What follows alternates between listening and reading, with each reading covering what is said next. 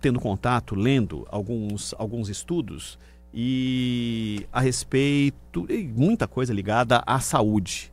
E gosto muito de ler para tentar trazer algum tipo de luz para as pessoas que têm acesso a esses conteúdos nas leituras diárias e acabam ficando preocupadas, digamos assim. E aí eu li um conteúdo que dizia mais ou menos o seguinte: por que os casos de câncer de tireoide estão aumentando em todo o mundo? E aí fica a pergunta, né?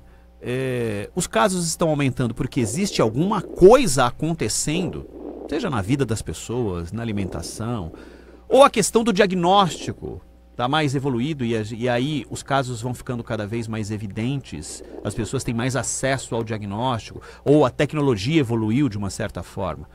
Vamos conversar um pouco para tentar entender sobre esse assunto com a Isabela Costa Santos, que é subchefe do Serviço de Cirurgia de Cabeça e Pescoço do INCA, o Instituto Nacional do Câncer, e que nos atende nesta sexta-feira. Como vai, Isabela? Tudo bem? Boa tarde para você. Oi, boa tarde, Ronald. Boa tarde a todos. Está tudo bem, sim. Seja bem-vinda. Isabela, me fala o seguinte, às vezes a gente fala assim, nossa, mas tem um volume de casos que é expressivo.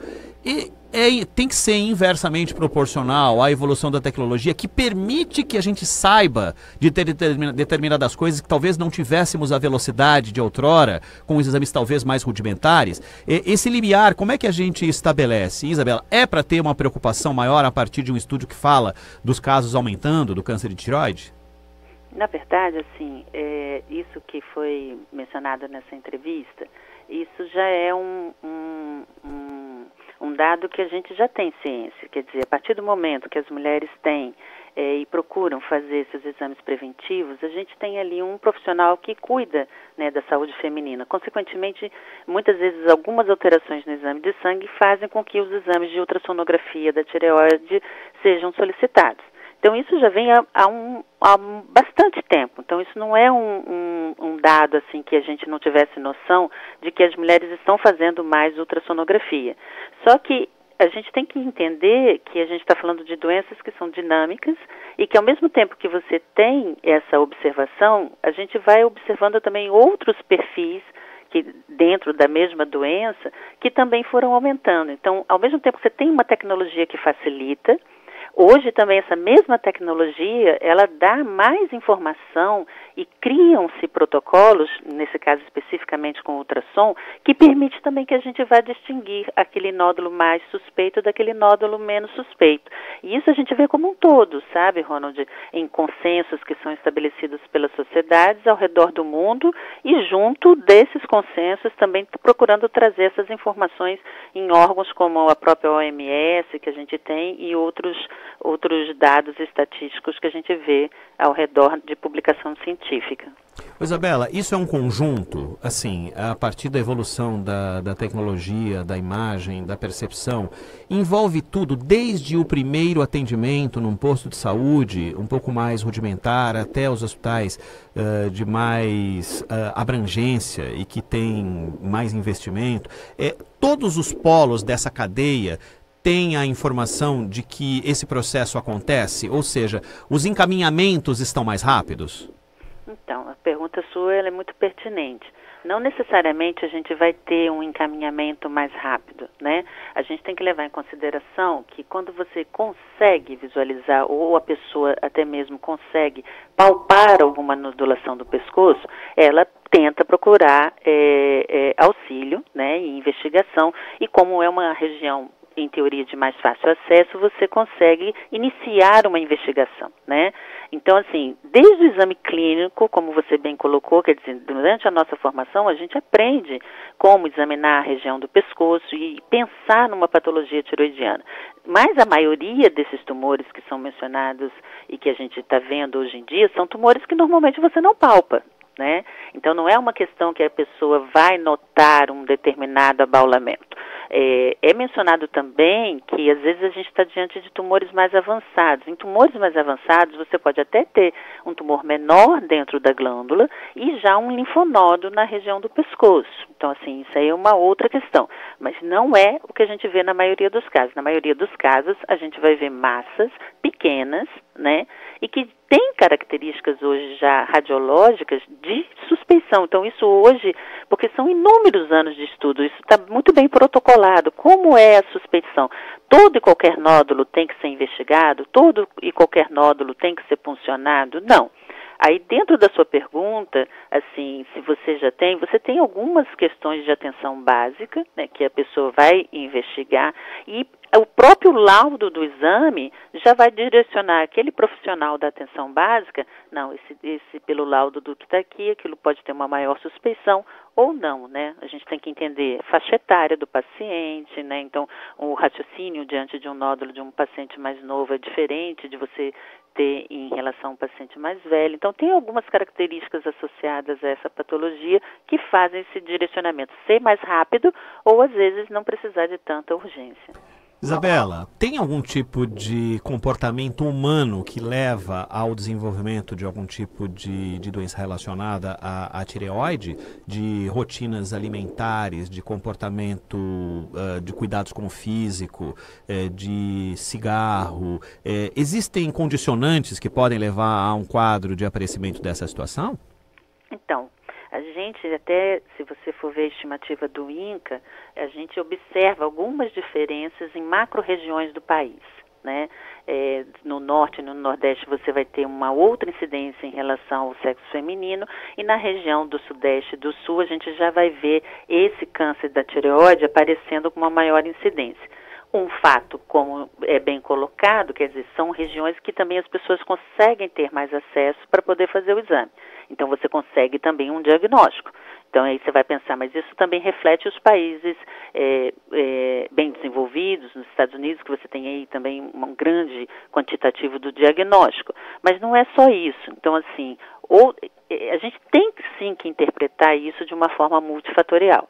Então, você tem ali uma questão que você tem mais acesso ao diagnóstico, você vai conseguir detectar, mas tem outras coisas. Então, a gente tem órgãos ao redor do mundo e que a gente vai observando isso como um todo. Então, assim, tem alguma associação com a obesidade, mas a obesidade não estaria só relacionada também à questão do câncer de tireoide. A gente tem outros tumores, como eu mencionei, que você também pode ter algum tipo de associação. Mas a verdade é que a gente tem esse maior número de detecção.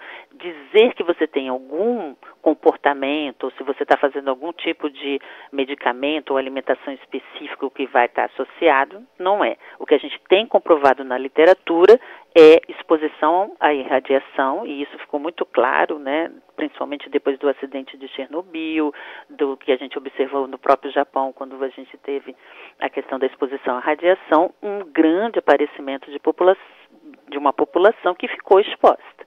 Então, mas mesmo assim, estudos assim que você vai ter epidemiológicos conduzidos ao redor do mundo, eles vêm tentando detectar isso, porque já ficou claro que não é só isso, sabe, Ronald? Será que é só isso? Será que é só uma detecção? Isso já ficou claro que não. Então, o que a gente tem que levar em consideração e fazer de prevenção, ou que você possa entender ou evitar, que possa ajudar em relação a isso? A verdade é que a gente não tem um fator externo bem determinado, sem ser isso que foi dito. Então, dentro de uma questão multifatorial, algumas coisas a gente deve levar em consideração. Isabela, eu estava lendo que começou nos anos 80 aí, as análises de ultrassom para tireoide, e aí me veio um filme recente, e que eu quero me usar como exemplo e fazer uma pergunta para ti. Eu estava fazendo um exame de rotina, que faço anualmente, de abdômen total, tal, e sempre é um ultrassom. E aí o ultrassom, a profissional que estava ali fazendo ultrassom percebeu algo estranho. E aí me fez umas perguntas, tal, quando é que eu ia voltar no médico, e ele falou, bom, enfim, ela achou uma trombose da veia porta, que é uma veia que passa exatamente ali pelo fígado e que é importante, tudo mais, tal. Eu falei, poxa, mas eu faço isso todas as vezes, todos os anos, como é que isso surgiu agora? Pode ser de repente? E aí nas conversas com o hematologista, com o hepatologista, o especialista em fígado, tal, falei, doutor, como é que isso foi percebido agora? Já que o exame mostrou que já tinha ramificações laterais, ou seja, o organismo buscando caminhos para esse bloqueio que havia aqui, como é que diferencia, como é que se acha? Ele falou, porque ela jogou o Doppler aqui, foi feito com Doppler. Eu falei assim, pô, mas não é sempre? Ela falou, deixa eu ver o seu pedido de exame. Aí estava lá, o pedido de exame não tinha o pedido. E aí ele falou, ela, durante o ultrassom, percebeu algo estranho, colocou o Doppler para ter certeza daquilo que ela estava verificando e a desconfiança que ela tinha. Por que eu estou falando isso? Eu quero saber da senhora a importância do profissional do ultrassom ou da tomografia, da ressonância magnética na percepção de situações em que ele é que vai identificar determinadas situações. Então, sua pergunta é muito boa, porque o ultrassom é um exame dinâmico. E ele é, sim, de certa forma, dependente do tipo de profissional que está fazendo. Então, é lógico, se você, dependendo de como que for solicitado, e de certa forma, se for pelo Sistema Único de Saúde ou que não seja pelo sistema, de certa forma, os profissionais vão direcionados de acordo com aquilo que foi feito no pedido. O que não impede de que, se a pessoa que está ali, como foi o seu caso que você deu o exemplo, se ela está vendo algum tipo de alteração, ela vá detectar e possa orientar, que é o correto, né, como foi feito com você. Então, na verdade, o que nós estamos falando aqui? Nós estamos falando de um exame, que é um exame, principalmente em relação à tireoide, que é um órgão que a gente palpa manualmente, então é um órgão superficial no pescoço, e que a gente tem sim um recurso de um exame de imagem que não tem radiação, que é um exame que você faz sem nenhum tipo de anestesia, quer dizer, totalmente ambulatorial, e que você consegue ali ter uma boa visualização daquele órgão. Nessa visualização, existem recursos hoje, se você está ali dentro de um centro que tem um aparelho de ultrassom com mais recursos, que você consegue distinguir, sim, muito bem características mais suspeitas daquilo. E, por exemplo, às vezes esse profissional que está fazendo está ali investigando aquele nódulozinho dentro da glândula e, ao mesmo tempo, ele já vê também um linfonodo ao redor e que chama a atenção dele. Então, mesmo sem ele ter feito nenhuma punção, ele já fica mais preocupado porque ele já sabe, não, esse linfonodo aqui está aumentado, está do lado desse nódulo que eu estou vendo. Ele tem que, sim, sinalizar para aquele paciente que ele não pode ficar esperando muito tempo, que ele realmente tem que procurar. Então, nós estamos falando de um exame que ele tem esse facilitador, né? O profissional consegue direcionar, sem dúvida nenhuma, o paciente, que é diferente um pouquinho na tomografia, que você tem ali um protocolo, a técnica vai ser aquela que eles estabelecem, seja o radiologista junto com o técnico, e aí você consegue aquele padrão de imagem. A ultrassonografia, é lógico, ela vai poder ter um diferencial, principalmente em relação ao aparelho, e também daquele profissional que está fazendo o exame. Mas isso não impede que, mesmo com um aparelho que não tenha super recursos, que você não consiga fazer esse diagnóstico e, pelo menos, encaminhar corretamente o paciente. Doutora, a senhora falou bastante sobre a identificação do problema de tireoide nas mulheres, mas há uma infinidade de perguntas falando se os homens não são alvo também desse tipo de investigação e de problemas parecidos como os que a senhora citou em mulheres. Sim, correto. Você está certo. Não só os homens, como a gente também tem uma população pediátrica, a gente também tem uma amostra aqui no INCA em relação a isso.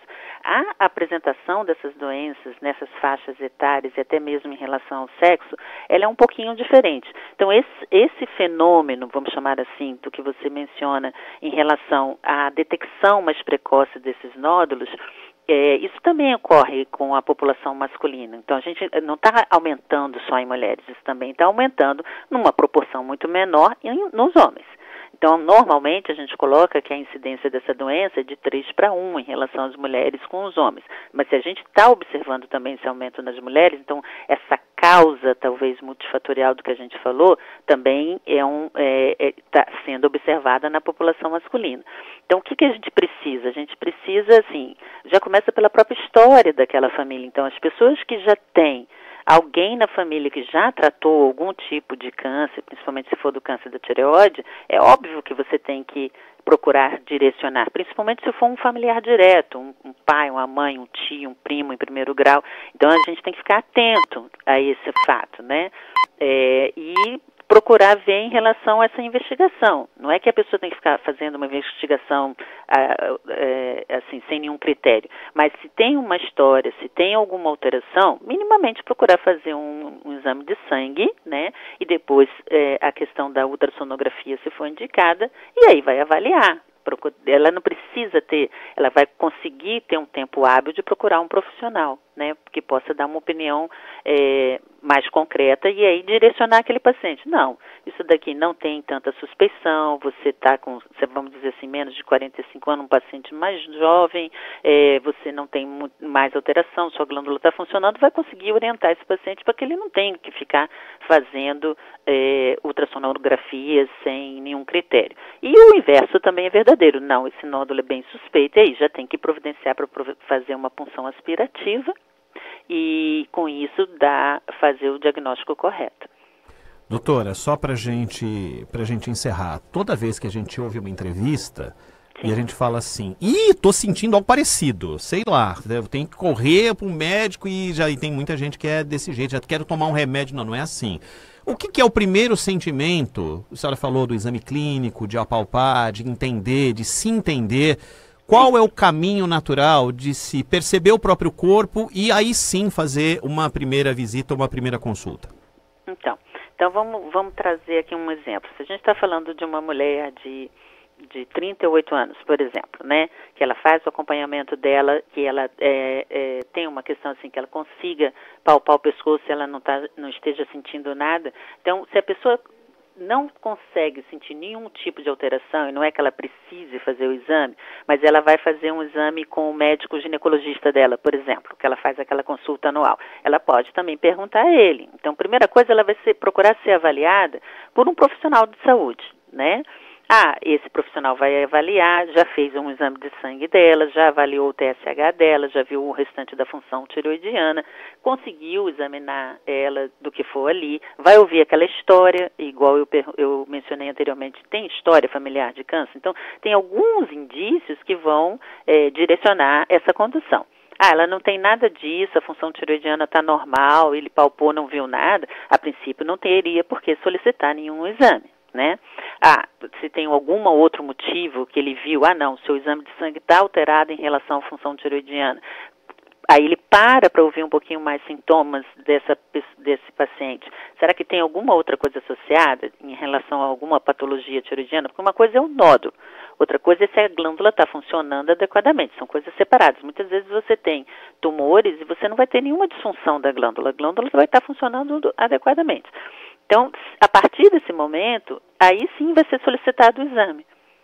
Então, ele fez o exame, não teve mais nada, não quer dizer que todo ano, todos 6 meses, tem que ficar pedindo o mesmo exame de ultrassom de acordo com aquele perfil. Então, assim, nós estamos falando de uma pessoa do sexo feminino, normalmente, com uma faixa etária de adulto jovem e que não teria nenhuma outra alteração. Não, você agora já está diante de uma outra pessoa que você palpou, que ele trouxe já uma área endurecida. Então, isso daí, se você já está conseguindo sentir alguma coisa ali alterada, já faz com que esse ritmo dessa investigação tenha que ser um pouquinho mais acelerado para que possa ser dado o diagnóstico corretamente e a pessoa ser encaminhada para o tratamento necessário. Doutora Isabela Costa Santos, subchefe do Serviço de Cirurgia Cabeça e Pescoço do Instituto Nacional do Câncer. Doutora, muitíssimo obrigado. Foi um prazer falar contigo. Pela primeira vez estamos batendo papo aqui e teremos outras oportunidades para falar de outras situações, tá bom? Tá bom, muito obrigada a vocês. Espero ter esclarecido algumas coisas. Sem a menor dúvida. Muito obrigado. Tá bom. Uma boa tarde para vocês. Para você também. Tchau, tchau. Tchau. 2